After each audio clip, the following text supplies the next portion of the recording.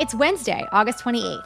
I'm Priyanka Arabindi. And I'm Juanita Tolliver, and this is What a Day, the show where we just learned that thanks to a special electronic ballot, astronauts are able to vote from space, Priyanka. This is great news for the 2 Americans who are currently stranded in space until next year. I don't know. I mean, they're stuck there, but they still get to decide what they're coming back to. Maybe that's how we should be voting. What kind of world do we want them to come back to? Oh my gosh, yeah.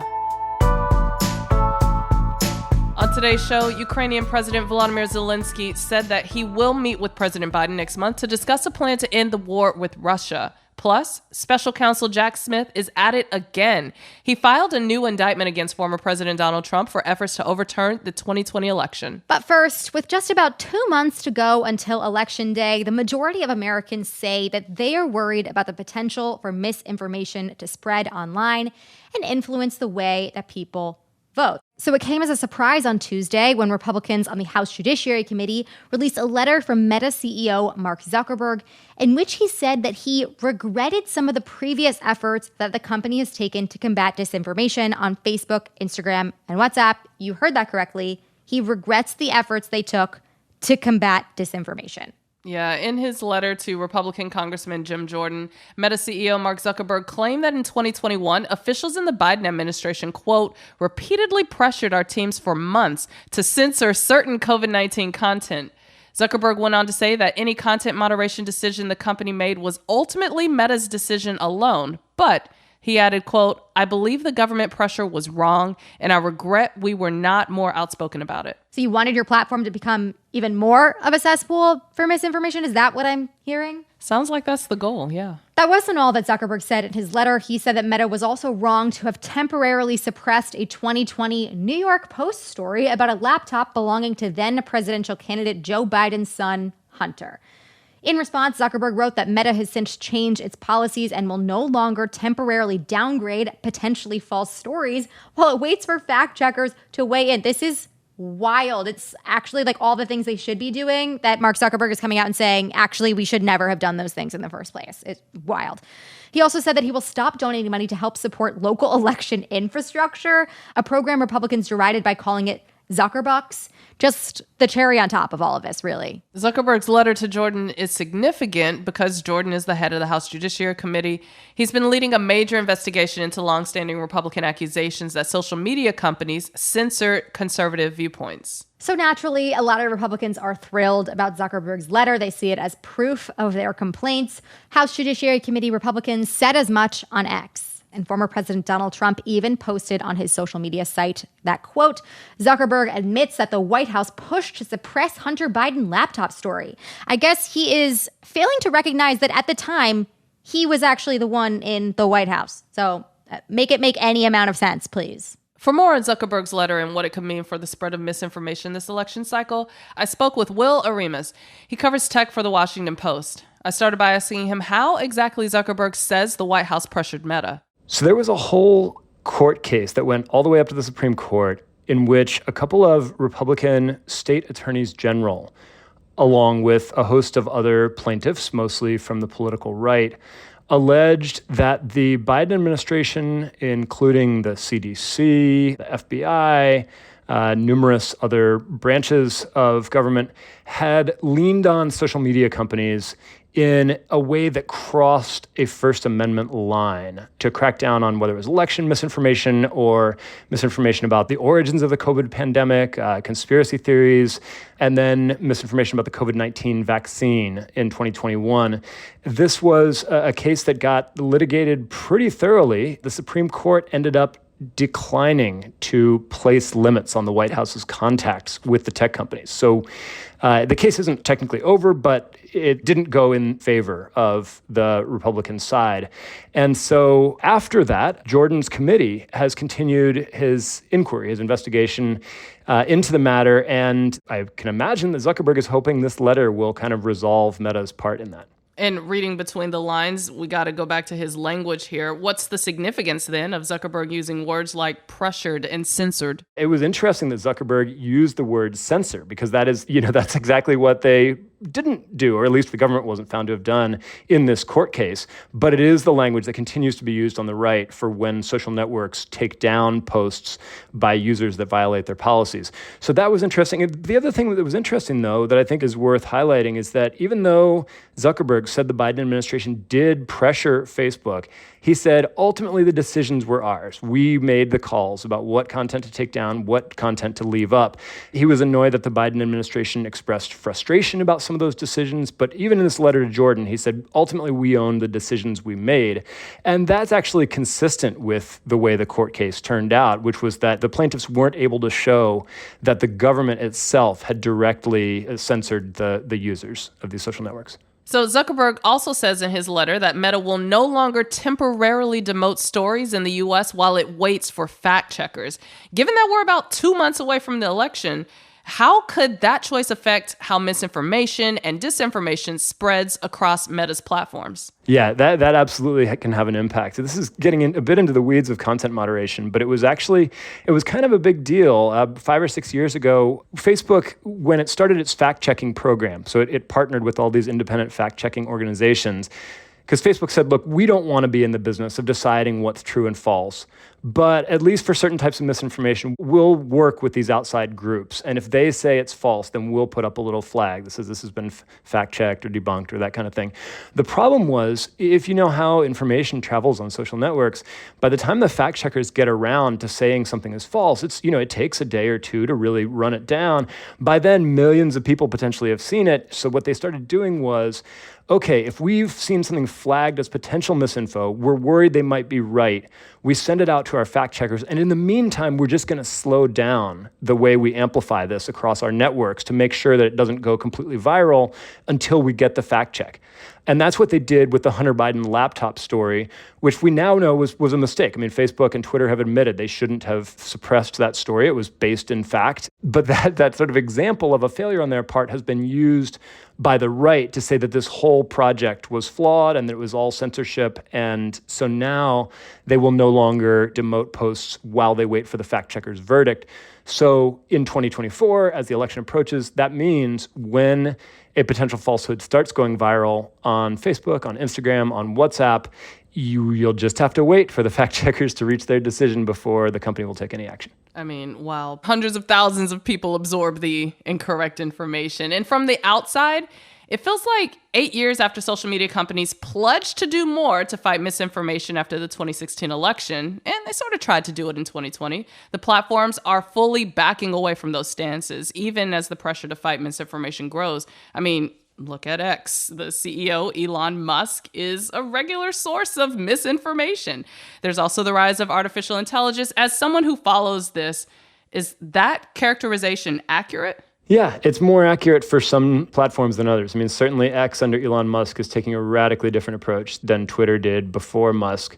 With Meta, with Facebook and Instagram, with Google and YouTube, the changes I think are more incremental. It's more of a vibe shift. I think that, that they went into 2020 saying, hey, we're going to do our best. We got our election war room. We're going to do everything we can to fight misinformation. Now, we all know that, those efforts were not without their flaws. I mean, plenty of falsehoods still circulated. They ended up suppressing stuff that they probably shouldn't have. But now they've pulled back and the rhetoric is much different. It's, well, look, we're going to be really careful. We're going to make sure we don't accidentally censor people. So there's a sort of an atmosphere of more permissiveness heading into this election.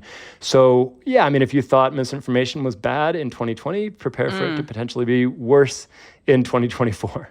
Tell me a little bit about why the mood changed so much in the past few years, though. Tell me a little bit about why they're pulling back so fast, so quickly. There's been a big backlash on the right. So if we go back to the period from maybe 2018 to 2021, a lot of the outcry against these social networks was coming from people concerned about misinformation. It was about hate speech, about all the sort of bad stuff that their networks were tolerating, were potentially amplifying. So they were responsive to some degree to that criticism from the left in 2020. Starting in 2021 or so, I would say the criticism from the right grew much louder. So after they suspended Donald Trump, for instance, from their platforms, that galvanized a lot of Trump supporters to say that big tech was part of this conspiracy to silence the right. And again, COVID played a big part as well. I mean, the companies expanded their fact-checking efforts dramatically to try to do what they saw, or at least profess to see, as their civic duty to tamp down on falsehoods about the pandemic. And then they got a ton of flack for that. And so for the past couple years, this committee run by Republican Congressman Jim Jordan of Ohio, who chairs the powerful House Judiciary Committee, has been doing this ongoing investigation. Critics, see it as sort of a witch hunt. His supporters see it as a sort of a righteous reckoning with this ugly history of censorship by the social networks. But he's been applying a lot of pressure himself. And so I think an irony here is that Zuckerberg is saying, yeah, that Biden was really wrong to pressure me. But he's saying that in response to a lot of pressure from Jordan and the Republicans. Now, you said prepare for more misinformation in 2024, but what's your prediction for how misinformation will impact the election? And what should people do at the individual level when they're confronted with things that they know are wrong on the internet? It's hard to solve sort of a systemic problem with our information environment just through individual actions, but certainly as a reader of news, I mean, I think people probably are more aware today than they were 5 years ago that you can't believe everything you see on social media. At the same time, I think people more than ever are in their own, I don't want to say echo chambers because that's not quite right. They see the world filtered through their online social media algorithms. So I think the information environment is still broken. People should find sources that they trust based on a history of credibility, based on a history of a willingness to correct errors, and to publish corrections, to admit when they're wrong. That's a sign that an organization is committed to the truth. And so, follow those organizations or those people who you've found in the past to be honest brokers, and look to them for information rather than just the stuff that bubbles to the top of your TikTok or your Instagram or whatever. That was my conversation with Will Oremus. He covers tech for The Washington Post. That is the latest for now. We'll get to some headlines in just a moment. But if you like our show, please make sure to subscribe and to share it with your friends. We'll be right back after some ads.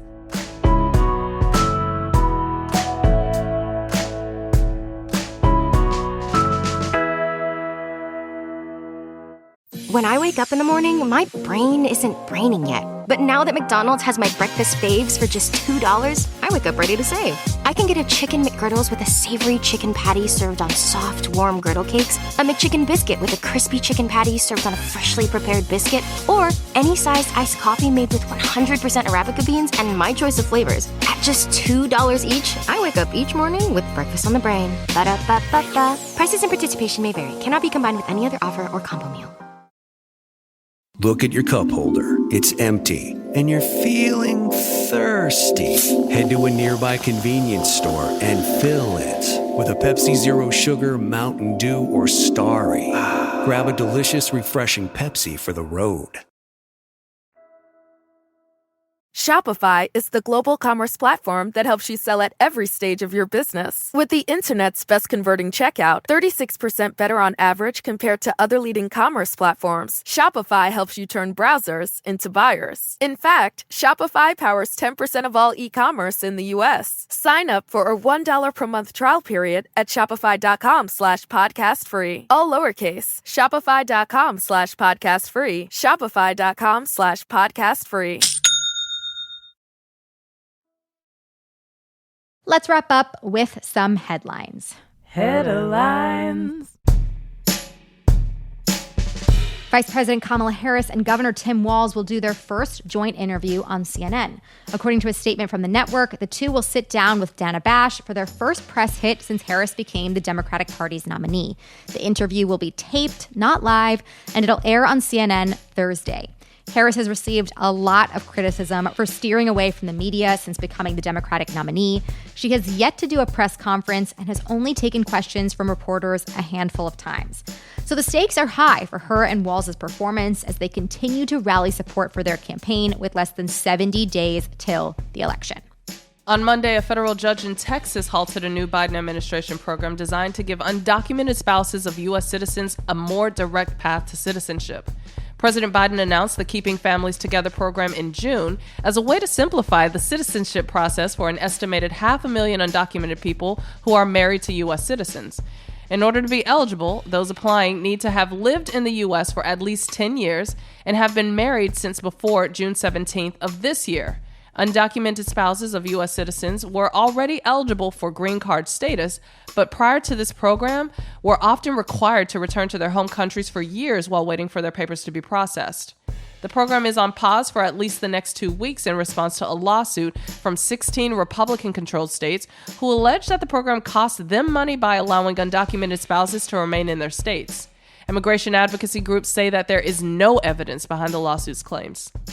Ukrainian President Volodymyr Zelensky says that he will meet with President Biden next month to present his plan to end Russia's invasion. Zelensky told reporters on Tuesday that he and Biden will talk through Ukraine's plan to declare victory over Russia at next month's United Nations General Assembly. The two countries continue to exchange fire. Russia has rattled Ukraine with a barrage of missile strikes over the past few days amid Ukraine's surprise offensive in the western Russian region of Kursk. According to Zelensky, that attack was the first part of his 4-phase plan to end the war. But he emphasized that he needs U.S. support to carry out the remaining 3 stages. Zelensky will also reportedly present his plan to both Vice President Harris and former President Trump ahead of the election. I can only imagine how the latter conversation will go. The U.S. Supreme Court might be trying its best to shield former President Donald Trump from prosecution, but Special Counsel Jack Smith hasn't given up yet. On Tuesday, Smith filed a new indictment against Trump over his attempts to overturn the results of the 2020 election. According to Smith's office, the charges in this new indictment come from a grand jury that had not heard evidence in this case before.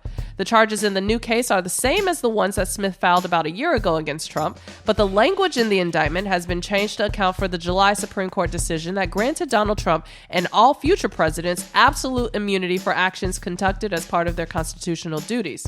And while it might seem obvious, the new indictment goes out of its way to make it clear that Trump was not acting in his official capacity as president when he tried to stop states from certifying Joe Biden's election win. There's pretty much no chance this case goes to trial before the November election, but Trump was still rattled enough by the new indictment to throw a very on-brand tantrum about it on Truth Social. Yeah, among the several truths, as you call them, he said that this is just all caps, persecution of a political opponent. Oh my goodness. That this is for third world countries and banana republics, not for the USA. I, for one, missed the time where Banana Republic simply referred to the store. Yikes. And those are the headlines. One more thing before we go. The election is almost here, which means you're probably spending your days alternating between telling all your friends to vote and anxiously buying stuff on the internet. With the Cricket store, you can do both. The store is stocked with a whole bunch of new merch to help you stay motivated and get the word out this election season. Whether you're in a red, blue, or purple state, there's something for you, and that something might just be a Hot People Vote tee or a sticker pack that puts the single measly I voted sticker to shame. Head to cricket.com/store to shop everything you'll need for this final stretch.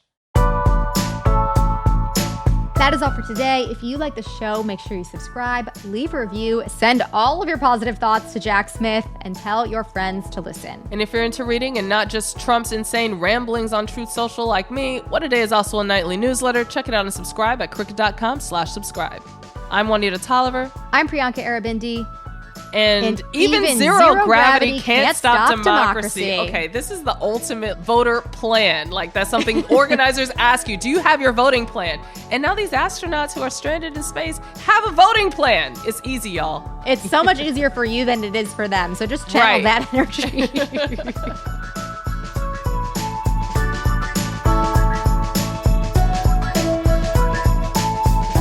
What a Day is a production of Crooked Media. It's recorded and mixed by Bill Lance. Our associate producer is Raven Yamamoto.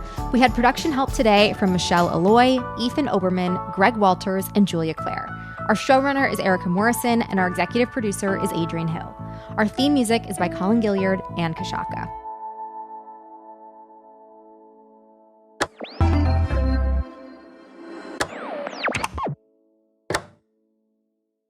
Shopify is the global commerce platform that helps you sell at every stage of your business. With the internet's best converting checkout, 36% better on average compared to other leading commerce platforms, Shopify helps you turn browsers into buyers. In fact, Shopify powers 10% of all e-commerce in the U.S. Sign up for a $1 per month trial period at shopify.com/podcast free. All lowercase, shopify.com/podcast free. Shopify.com/podcast free.